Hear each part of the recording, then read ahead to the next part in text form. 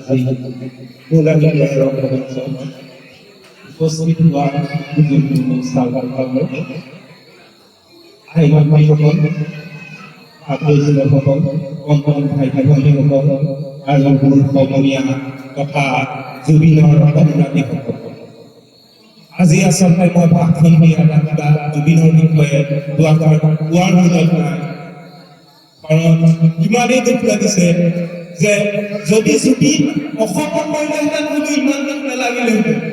আজি পৰিছে ছিংগাপুৰত, যি আজিলৈকে বেগ বুজি আহি পোৱা নাই আৰু আমি প্ৰজনন কৰিবলগীয়া হৈছে।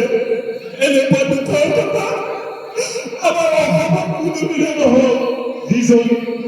যিজন মহান শিল্পীয়ে আমাক হাজাৰ হাজাৰ গানৰ উপহাৰ দিলে, কোনোবাই কৈছে 40,000 গান, কোনোবাই কৈছে 38,000 গান, ইমান হাজাৰ হাজাৰ গান উপহাৰ দি ছিংগাপুৰত এটা অনুষ্ঠান কৰিবলৈ গৈ তাৰ সাগৰৰ বুকুত বিলীন হৈ গ'ল আৰু আমাৰ গোটেই অসমে কন্দুৱাই থৈ গ'ল। এনেকুৱা মহান শিল্পী আৰু হয়তো এটা বছৰতে অসমত আমি পাম বুলি মোৰ মনে নকয়। আমি জীয়াই থকালৈকে হয়তো আমি এনেকুৱা এজন শিল্পী নাপাম। গায়ক বহুত পাম, বহুতে গান গাব, কিন্তু জুবিনৰ দৰে চিধা কথা কোৱা, আমাৰ দৰে সহজ সৰল ভাষাত প্ৰত্যেকটো কথা স্পষ্টকে সকলোৰে মনোগ্ৰাহী হৈ কয় কাৰণে আমাৰ যুৱ সমাজক জুবিনৰ প্ৰত্যেকটো মন্তব্য ভাল লাগে। জুবিন এজন গায়ক আছিল। জুবিনৰ প্ৰতিটো কণ্ঠ, কেতিয়াবা আপুনি জুবিনৰ এটা বিপ্লৱী কণ্ঠ দেখা পাব।